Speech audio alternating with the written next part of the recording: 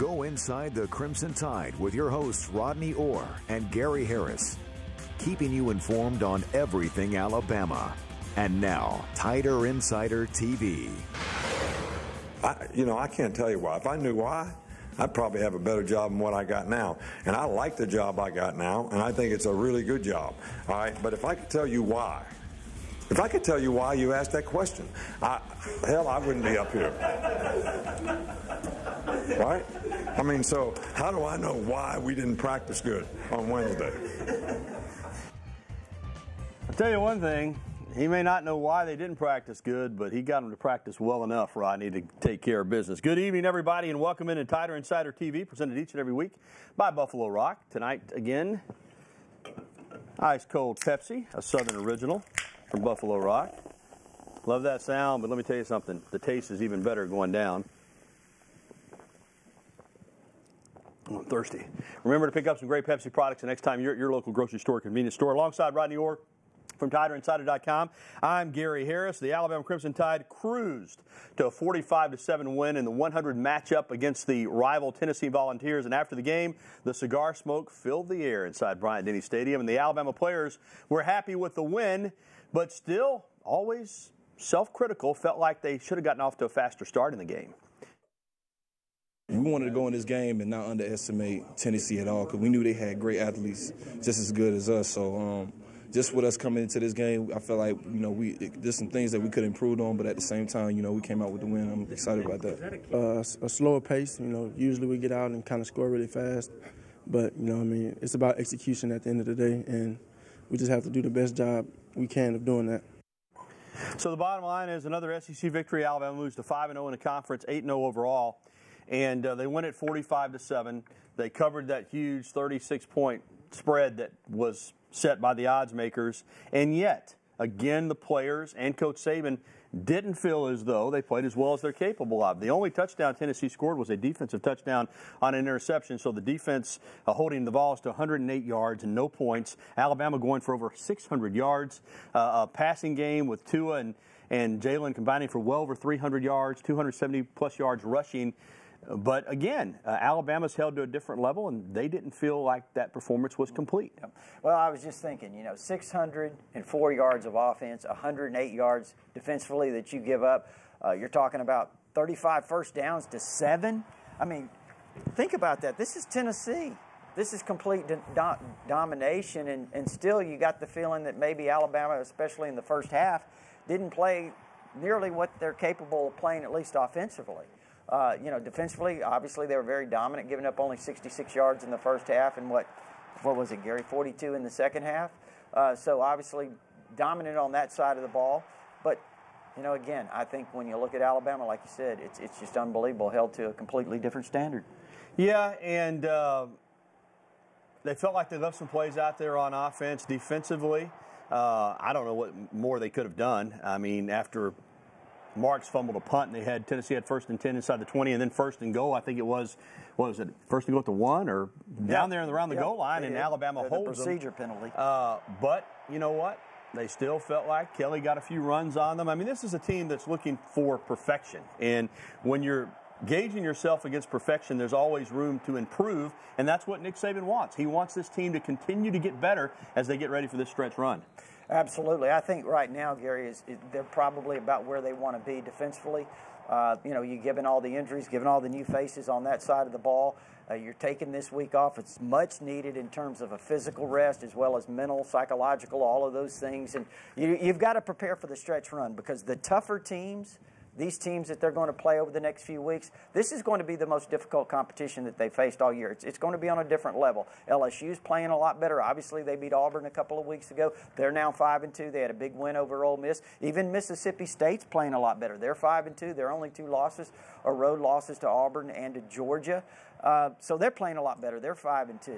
And then, of course, you end up at the end of the year with Auburn. So these games will tell us a lot more about Alabama maybe than what we've found out to this point. Well, Ronnie, as the Alabama Crimson Tide heads into the bye week ahead of the November 4th matchup against LSU in Bryant-Denny Stadium in prime time, head coach Nick Saban says there is a lot of work to do to prepare for each of the opponents coming up on the schedule, and the bye week is a perfect time to do some of that. we take this time and look at the last, especially 3 SEC games that we have a little bit. We hadn't looked at those teams that much prior to this, but we always use the bye week to do that. So we're in the process of doing that right now, and each day we give them a little bit of something that's different that we haven't seen all year that they might have to adjust to, so maybe we have a little better understanding of it when the game week comes. And as you said, LSU will come in here playing really good football. They've won 3 in a row, all in the SEC. Now, Coach Saban, that was Coach Saban after practice just a few minutes ago. Yesterday, before he spoke to the Monday Morning Quarterback Club, he was asked about bye week preparation, and he said they'll work on all the teams left on the schedule a little bit. He doesn't want to start game planning for LSU until next week because he wants to keep the players in a regular game week mode. Right. Yeah, again, Gary, I just think this stretch run is going to be really important for Alabama. Obviously, again, like I said just a few minutes ago, I think you're going to play the better teams coming up. It's going to be the competition that's really going to tell you more about yourself. And I think Alabama's got a lot of room to grow. Look, defensively, I think they've been fantastic. But, again, they are going to play some better teams. But I see a lot of room there. I see a lot of development there on the defensive line, which is an area where we had a question, Gary, coming in. You're seeing more depth starting to develop. Deshaun Hand should be back, so that certainly will be helpful. I think on the offensive side, I still think that this Alabama team is they're putting up big numbers. But I think as you move along, we're going to even see this offense get better and better and better. Areas we talked about needing to improve.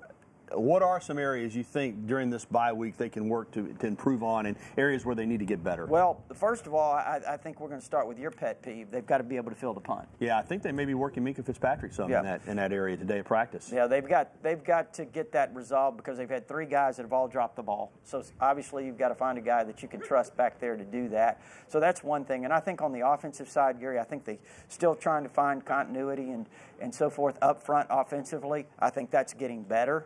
Again, I think they're going to face some better defenses. We'll tell them more about their offensive line, but they're running the ball at over 300 yards a game, so we see that. I think the passing game is we're seeing some good signs. I mean, we're seeing more diversity. We're seeing Josh Jacobs out of the backfield. We're utilizing the tight end more. You saw Irv Smith come up with a couple of big grabs. You saw Hell Hinchis with a nice play. So we're starting to see more and more diversity. We're starting to see more receivers get involved. So I think as that continues to evolve, like I said, I really think that the offense is going to continue to click and grow. All right, still to come on Tider Insider Television, former Alabama golfer Justin Thomas wins again. His continued success and what he's looking forward to most up next. And former Alabama safety and Chicago Bears rookie Eddie Jackson making history in the National Football League. That's hard to do. See the highlights when we return. And coming up, we'll be taking your phone calls, emails, and tweets. You can call us at 205-348-WVUA. That's 348-9882. You can email us at the address on your screen, or you can tweet at us using the hashtag TITV. We'll be right back. And welcome back to Tider Insider TV. As always, alongside Rodney Orr, I'm Gary Harris. Well, exactly 1 year following Eddie Jackson's season-ending broken leg against Texas A&M for Alabama, he made history as a Chicago Bear, being the first player in NFL history to have 2 75-yard-plus defensive touchdowns in the same game. He was the offense as the Bears beat the Panthers 17-3. Jackson returned the ball on a fumble on the first play of the game for 75 yards and then intercepted Cam Newton. Alabama fans like that in the second quarter for a 76-yard touchdown. It's hard to make history in the NFL, but Eddie Jackson did it. I didn't really see him, but I was happy to. I saw it on, the ticker at the bottom that he had 2 75-yard touchdowns, 1 fumble, 1 interception, and that's the kind of plays Eddie always seems to make, and I was really, really happy for him. But I guess we had quite a few guys, OJ and some other guys, and Dante played well, I guess, and heard a lot of positive things about a lot of our players in the NFL yesterday. Yeah, it was a great weekend for former Bama players all across the board. And for Eddie Jackson, Rodney, just a quick thought. He's bumped back down to the 4th round because of that broken leg. Might have been a first-rounder or a second-rounder had he not gotten hurt. To see him come back like this, he's a playmaker. Yeah, he really was. And big loss last year for Alabama. But like you said, Gary, interestingly enough, a year from the day, when he had his injury. And makes history. Yeah. And that is something special. Well, heading from the football field to the fairways, former Alabama golfer Justin Thomas can add another championship to his trophy case, winning the CJ Cup on the second playoff hole in South Korea on Sunday. It was the inaugural CJ Cup. He moved to 3rd in the world rankings. He has won total now 6 times since a year ago this October. So in a year, 6 wins. When asked what he looks forward to most in the next 5 weeks, he said, "I'm so excited not to do anything." In fact, he will be doing something. He's going to come to the LSU-Alabama game here in a couple of weeks. But I know it's golf, and football is a sport that kind of moves the needle around here. But a lot of Bama fans are proud of what Justin Thomas is doing. Absolutely. I mean, he's tearing it up. He is. He's on a pace to become potentially one of the all-time greats. He's only 24 years old. All right, Rodney, let's move on. It's our time in the show where we want to show you our pick for this week's horrific play of the game, brought to you by Atrox. And now, the horrific play of the game, brought to you by Atrox.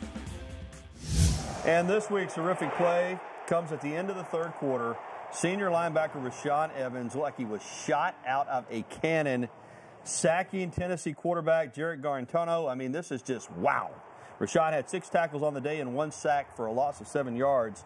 And I'm telling you what, he's about to be playing his best football. That horrific play of the game was brought to you by Atrox, the Southeast's largest all-indoor haunted attraction, the only one that features a different horror celebrity every weekend. Atrox is open now until October the 31st, closed Mondays and Tuesdays except for Halloween week. For more information, head to Facebook and Twitter or visit atroxfactory.com. Well, coming up next on TITV, a fun night for Alabama men's and women's basketball this evening. A preview of tonight's Tide tip-off is coming up. And also, we'll be welcoming your phone calls, emails, and tweets. Again, there's the information on the screen on how you can get in touch with us. Call us at 205-348-9882. Email us at TITV@WVUA23.com or tweet at us using the hashtag TITV. We'll be right back.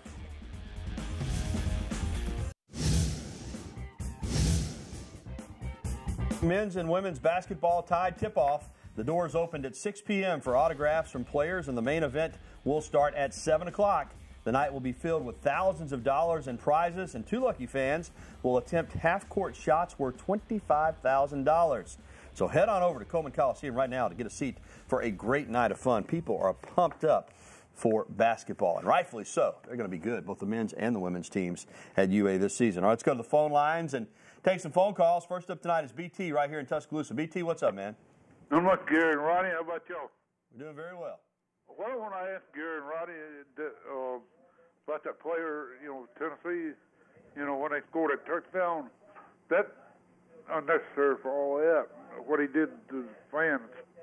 And you think the NCAA or the coach going to suspend him, or do you know? Well, I don't think it's an NCAA issue, BT.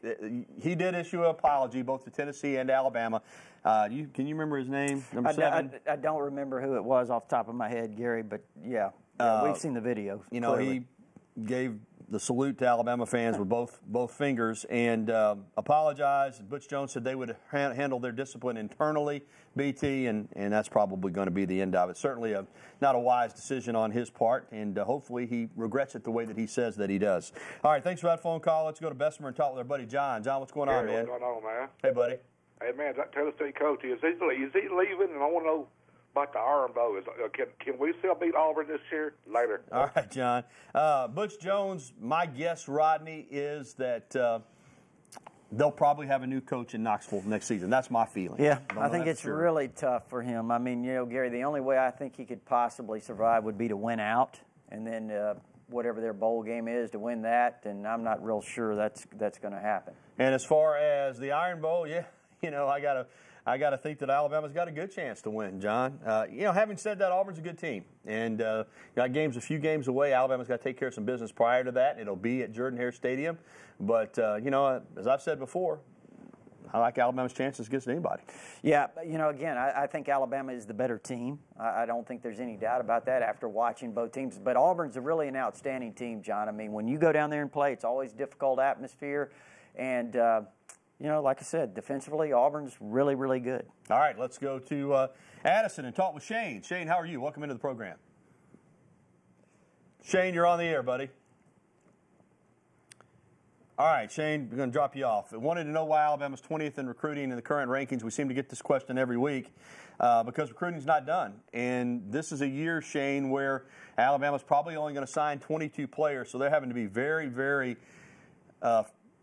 frugal, really, in how they offer scholarships. In a normal year, they might already have 22 guys committed, but not the case this year. That rating is going to go up. Will they have a top 3 class the way we're accustomed, or top-rated class the way we're accustomed to having them in the rankings? Maybe not, but it's going to be a very good recruiting class when it's all said and done. They may not be number 1 this year, but I think they'll have a top 5 type class. I think they're going to finish very strong. Again, they're about halfway through their class right now. And I think, again, just hold on, Shane, because they're going to do extremely well. All right, let's take an email from Tim in Charleston, Illinois, writing in. Any idea if the new offensive coordinator, that's Brian Dable, would run the option with Hurts and the running backs? Hey, Tim, they do a lot of run-pass option stuff. I doubt very seriously, in my opinion, you're going to see pure option. I don't think they need to. As Rodney said, they're running the ball for 300 yards a game, so it's not like they really need to run the option. I know RPOs, Jalen takes a chance on getting hit, but when you're in the option, you're really vulnerable when you're coming out there and you're trying to draw contact or either have the guy take the back. And when he comes towards you, they pitch that ball. You can take some big hits that way. I don't think we'll see any pure option stuff, in my opinion. No, I don't think so, and we certainly haven't seen that yet to date. But I do think, Gary, it's going to be really interesting to see what we do see, what we see more of, because I think we're going to continue, as I mentioned, the diversity of it, but I don't think the option will be part of that.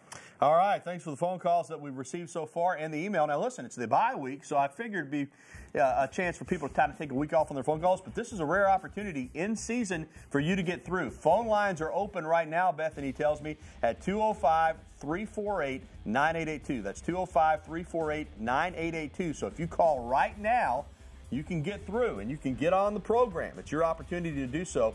We've got a chance for you as well, of course, to email in or tweet at us using that hashtag TITV. More phone calls after this on another edition of Tider Insider TV. Stay with us. Alabama volleyball rallied from a 2-1 match deficit to take a 5-setter over South Carolina at Foster Auditorium on Sunday. Alabama's playing well right now in volleyball, and they have won all of their 5-set matches this year. So when it goes 5, they're good. That's their 3rd SEC match win of the year. All right, let's head right back to the phone lines, and thanks for calling in. People responded. Let's go to Talladega County and talk with Charles. Charles, welcome into the program, my friend. Hey, how you doing? Very well.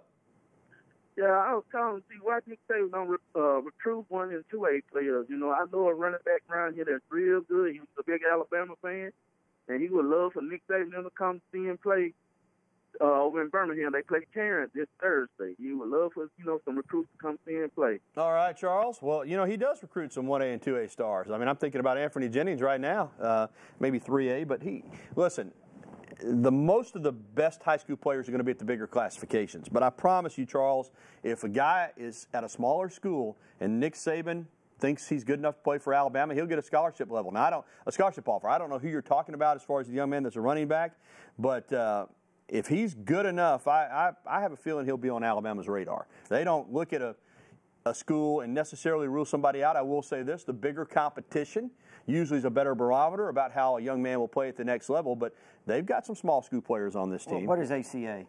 3A. Well, Brad Smelly was a 3A player. Yeah. He was an outstanding player. I know Damian Harris played at a smaller school, I think, in Kentucky. Yeah. So, yeah, they certainly will. If you're a player and they like you, they'll certainly look at you. Herschel Walker was, what, a 1A player? Yeah, 1A, Wrightsville in Georgia. I will say this, Charles, if you've got some video of the young man and you want to forward it on to the Alabama football offices, that's a way to get him noticed. So you can always give him a call over there. All right, let's go to Jasper and talk with Jason. Jason, what's going on? Hey, how y'all doing? Doing very well, Jason. Yeah, I just want to know about, I think we can get by Auburn. I think we got Georgia looking at the horizon. I believe we can handle that too. Well, I think there's a good chance that Georgia's going to be there. I mean, they got a 2-game lead already over in the East. I mean, let's be honest again, the West is so much better than the East again. It's not even close. Georgia, I think they'll beat Florida, but even if they don't, they're still in the driver's seat there. If Alabama gets to that point, I'll say this, Georgia's a good team. They're a really good team. I mean, they defensively, they get after you. The freshman quarterback, Fromm, has done the job. They can run the ball. That's a solid – that'll be a really good game if it's Alabama and Georgia in that SEC championship. Yeah, they can run the ball. I mean, Nick Chubb, Sony Michel, and they have some other running backs. They do an outstanding job of that. Gary and the quarterback, Jake Fromm, you mentioned a freshman. He does what they ask him to do. I mean, he's made some plays in the passing game. They don't ask him to throw it a lot. And they've done an outstanding job. Kirby Smart has with that defense. They're really aggressive, playing well against the run, and they're very athletic. I mean, Mark Richt and even Jeremy Pruitt, when they were over there, they recruited a lot of really good players. All right, let's go over to Birmingham and talk with Bill. Bill, welcome into TITV. You're up next. Hey, guys, roll tide. Hey, Bill. Yeah, just tell us about the players that were injured earlier on in the season. Any of those guys going to be returning? Thank you for the call. Okay, Bill. Yeah, in fact, obviously Evans has already come back. Jennings has already come back. Dylan Moses has already come back. The feeling is Deshaun Hand will play against LSU, maybe limited snaps, Rodney.